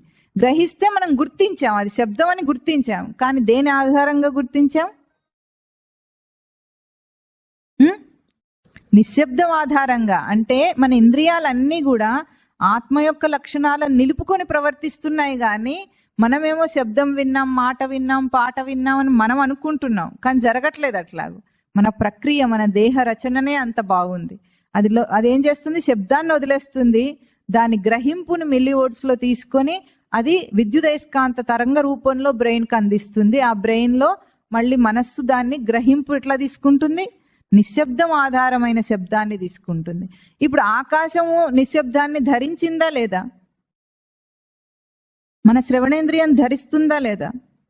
ధరిస్తుంది. అంటే ఇప్పుడు ఏకధారణలో ఉన్నాయన్నమాట అన్నీ కూడా. ఏకాత్మ ప్రత్యయసారం, ఆత్మ యొక్క లక్షణం నిశ్శబ్ద లక్షణాన్నే ధరించుకుంటూ వస్తున్నాయి. చూపు ఉన్నప్పుడు కూడా అంతే. చూపు చూస్తున్నప్పుడు మనం ఏం చేస్తాం? దృశ్యం అట్లా కనిపిస్తుంది పిక్చర్ రూపంలో. మన కంట్లోకి అది ఎట్లా వెళ్తుంది? బొమ్మ లోపలికి వెళ్ళిపోతుందా? వెళ్ళటం లేదు. బొమ్మను మనం ఎట్లా తీసుకుంటున్నాం? దాన్ని తిరగదిప్పి ఇన్వర్టెడ్ ఇమేజ్ లో విద్యుదయస్కాంత రూపంలో తీసుకొని అక్కడ మెదడులో గ్రహింపు జరుగుతోంది. అంటే దేహం అంతా కూడా రచన సృష్టికి అనుకూలంగా రచింపబడి ఉంటే మనమేమో భ్రాంతిలో ఇది చూస్తున్నా, అది వింటున్నా, అది చేస్తున్నా, ఇది ఏదేదో మాట్లాడుతున్నాం. అంటే మన రచన మనకు అర్థం కావట్లేదు అన్నమాట. ఇది ఏకాత్మ ప్రత్యయసారం, అద్వైత స్వరూపం. మారు రూపం లేదు ఇక్కడ. ఆత్మ లక్షణాలు తప్ప అనాత్మ రావటానికి అవకాశమే లేదు దేహంలో. కానీ ఊహకు మాత్రం, అనుకోవటానికి మాత్రం బయట వాటిని నేను తీసుకుంటున్నాను అని వీడు అనుకుంటున్నాడు. ఎందుకు? ఆత్మ యొక్క స్వరూపం తెలియదు కనుక. తెలిస్తే ఆత్మ యొక్క సారం, ఏకాత్మ ప్రత్యయ సారం అంటారు. సారం అంటే దేనికైనా సారం అంటే ఏమిటి? క్వింటెసెన్స్. అంటే దాని నుంచి గ్రహించదగింది ఏది ఉంటుందో అది సారం అంటాం మనం. ఒక మాటకు నీ సారాంశం ఏమైనా అడుగుతారా లేదా? ఇంతకు మొత్తానికి సోది చెప్పకుండా నీ సారాంశం చెప్పు అంటారు. అంటే అర్థం ఏమిటి? మొత్తంలో గ్రహించదగింది ఏదో అది సారం. ఇప్పుడు ఆ సారాన్నే దేహం గ్రహిస్తుంది, ఆత్మ యొక్క లక్షణాలనే నిలబెట్టుకుంటుంది. అది ఎక్కడా కూడా ద్వైత స్వరూపం రావటం లేదు. జీవుడు పరమాత్మ అన్న రెండు రూపాలు లేనేలేవు అక్కడ. ఎట్లా? రచన ప్రకారంగా స్పష్టంగా అది ఆత్మ లక్షణాలను నిలబెట్టుకుంటుంది. ఇది ఏకాత్మ ప్రత్యయసారం. ఇది ఆకాశం చూపిస్తోంది. ఆకాశాద్ వాయు అన్నారు. వాయువు లక్షణం ఏమిటి? స్పర్శ గుణం ఉంది వాయువుకు. స్పర్శ గుణం మనకు ఎట్లా తెలుస్తుంది? అదే మన దగ్గర ఎట్లా గుర్తింపబడుతుంది? మన స్పర్శేంద్రియం చర్మం గుర్తిస్తుంది. చర్మం దాకా వాయువు యొక్క స్పర్శ గుణం మన చర్మంలో ఉంది ఇప్పుడు. కనుక మన చర్మం ఏం చేస్తుంది? గుర్తిస్తుంది. వెంటనే స్పర్శ రాగానే గుర్తిస్తుంది. స్పర్శ గుర్తించినప్పుడు ఇప్పుడు ఇది ముట్టుకున్నాను అనుకోండి, దీని స్పర్శ తెలుస్తుందా, నా స్పర్శ తెలుస్తుందా? పక్క మనిషిని తాకారనుకోండి, వాళ్ళ స్పర్శ తెలుస్తుందా, మీ స్పర్శ తెలుస్తుందా? కానీ మనం ఏమనుకుంటాం, స్త్రీ పురుష సంభోగంలో ఇద్దరు కౌగిలించుకొని వాడిని అనుభవిస్తున్నానని వీడిని అనుభవిస్తున్నానని వాడు అనుకుంటుంటారు. అది భ్రాంతి. ఎవరి స్పర్శ గుణం యొక్క తేజస్సును వాళ్ళు అనుభవిస్తున్నారు అక్కడ. వాళ్ళ వల్ల సుఖం వచ్చింది అనుకుంటారు. ఇది అన్నిటికంటే గొప్ప భ్రాంతి అన్నమాట. సృష్టిలో ఉన్న భ్రాంతి ఏమిటి? స్త్రీ పురుష సంభోగం. అక్కడ స్పర్శ గుణం చేత మోసపోతాడు మనిషి. అందుకే బయట స్పర్శ కావాలనుకుంటుంటాడు. కానీ తను ఆనందించేది ఎప్పుడు కూడా తన స్పర్శని. తనకు స్పర్శ పోయిందనుకోండి, ఎవరైనా ముట్టుకుంటే ఆనందం వస్తుందా? పక్షవాతం వస్తే ఏమొస్తుంది? స్పర్శ ఉండదు. స్పర్శ ఉండకపోతే నీకు పట్టుబట్ట కట్టించినా, నిన్ను మెత్తటి పరుపులో యూఫామ్ బెడ్లో పడుకోబెట్టినా ఏమైనా తెలుస్తుందా? తెలియదు. అంటే మనకు ఉన్న స్పర్శ గుణాన్ని మనం ఎప్పుడైనా అప్రిషియేట్ చేస్తున్నామా? కొంచెమైనా గుర్తింపులో ఉందా? ఇంత చక్కగా దేహం అంతా కూడా చర్మం వ్యాపించి ఉంది. ఇది అన్నిటికంటే పెద్ద అంగం మన దేహంలో, చర్మం అనేది. ఎంత బాగా స్పర్శ ఉన్నందువల్ల కదా నేను ఉన్నానని నాకు ఇంత బాగా తెలుస్తుంది. నేను ఉన్నానన్న స్ఫురణ నాకు ఇస్తూ ఉంటే, అది ముట్టుకోవాలి, ఇది కావాలి, అది మృదువుగా ఉంది, ఇది బాగుంది, అది ఇట్లుంది, ఏదేదో మాట్లాడుతున్నాం. మన గ్రహింపేమో నేను అన్న ఆత్మధారణలో ఉంది. అది నేను అన్న గ్రహింపునిస్తుంది. స్పర్శ పోతే మనిషికి కాళ్ళు ఉన్నట్టు తెలుస్తాయా? తెలియవు. స్పర్శ పోయిందంటే అంత పోయినట్టే. ఇంకా బ్రెయిన్ ఒకటి పనిచేసినా సరే ప్యారలైజ్ అయిపోయినప్పుడు స్టీఫెన్ హాకింగ్స్ అనే సైంటిస్ట్కి ఏమైంది? మొత్తం దేహం అంతా ప్యారలైజ్ అయింది. ఆయన ఏం చేశాడు? ఒక చీక్ మజిల్ ఒక్కటే పనిచేస్తుంది. ఇదివరకే సైంటిస్ట్ కాబట్టి ఆయన ఒక కంప్యూటర్ని తయారు చేసుకున్నాడు. ఆయన భావాన్ని చెప్పటానికి అది ఒక్క కదలికతో లోపల ఉన్న భావాన్నంతా చెప్పాడు. మొత్తం దేహం అంతా ప్యారలైజ్ అయిపోయింది, పక్షవాతం వచ్చేసింది. ఎన్నో సంవత్సరాలు బ్రతికాడు, ఆయన భావాలన్నీ చెప్పుకోగలిగాడు. అంటే అర్థం ఏమిటి? తన గ్రహింపుకు లోపల ఆత్మగ్రహింపు ఉంది. స్పర్శ ఉన్నా లేకపోయినా స్పర్శ తన ఆత్మగ్రహింపునే ఇస్తుంది, కానీ అనాత్మగ్రహింపుని ఇవ్వటం లేదు. బయట నుండి సుఖాన్ని కోరుకునే అంత వెర్రితనం ఇంకొకటి లేదు సృష్టిలో. ఎందుకంటే అంతా నాదే. అంత తేజస్సు నా ఆత్మ తేజస్సే. నా ఆత్మ తేజస్సు రూపంలో స్పర్శగుణం నాకేమిస్తుంది? నా ఆత్మ తేజస్సు స్పర్శగుణం రూపంలో నాకు అందుతోంది. ఇప్పుడు ఆత్మనః సంభూత అయినది నా స్పర్శేంద్రియం. ఇప్పుడు చూడండి మన ఇంద్రియాలు ఎంత తేజోవంతంగా ఉన్నాయో, ఆత్మ యొక్క తేజస్సును నిలుపుతున్నాయి ప్రతి క్షణం కూడా. అది గ్రహించాలి మనం. వాయోర్ అగ్ని అగ్నేరాపహ. ఇది ఈ మంత్రం పూర్తి అవ్వలేదు. వచ్చే వారం కూడా మనం మళ్ళీ ఇదే చెప్పుకుందాం. పంచమహాభూతాల ద్వారా పంచ జ్ఞానేంద్రియాలకు మనకి ఆత్మ యొక్క తేజస్సే అందుతుంది, కానీ వేరేది లేదు. ఇది తెలుసుకుంటే వచ్చే లాభం ఏమిటి అని ఒక చిన్న ప్రశ్న వేసుకుందాం. ఇప్పుడున్న జీవితంలో నష్టం ఏమిటి? ఇది తెలుసుకున్నంత వల్ల వచ్చే లాభం ఏమిటి? ఇప్పుడున్న జీవితంలో అన్నిటినీ బయటి నుండి పొంది సుఖాన్ని అనుభవించే ప్రయత్నం చేస్తున్నాడా మనిషి? చేస్తున్నాడా లేదా? చేస్తున్నాడు. అన్ని ఇంద్రియాలతో చేస్తున్నాడు. దానికి కావలసిన ప్రధానమైన డబ్బును సంపాదించడానికి జీవితం అంతా ఉపయోగిస్తున్నాడు. దానివల్ల సుఖం వచ్చిందా? రాలేదా? మీరు రాలేదని చాలా బాగా చెప్పారు. నిన్న అట్లా చెప్పలేదు వాళ్ళు. వచ్చిందట కానీ టెంపరీ అన్నారు. అసలు రాలేదంటే మనసు ఒప్పదు కదా. తిన్నప్పుడు కాస్త లొట్టలేస్తున్నప్పుడు ఆనందంగా ఉన్నట్టే ఉంది కదా, ఉందా లేదా? ఏ సుఖమైనా ఉంది, కానీ ఆనందం ఎట్లా ఉంది? క్షణికమైన ఆనందం. క్షణికమైన ఆనందం కోసం జీవితం అంతా మనం దాన్ని వెంటబడుతున్నాం. ఆ వెంటబడటంలో వచ్చిన అలసట జీవితంలో విసుగు కలిగించింది చివరికి. ఎందుకంటే ఎంత వెంటబడి ఎన్ని తీర్చుకున్నా ఆనందం అయితే రాలేదు మనకు. వచ్చింది కానీ క్షణికం ఉంది. ఎట్లా ఉంది? నాలుక మీద రుచి ఎంతసేపు ఉంటుంది? క్షణికం. దాన్ని తయారు చేయడానికి ఆవిడ ఎంతసేపు కష్టపడుతుంది?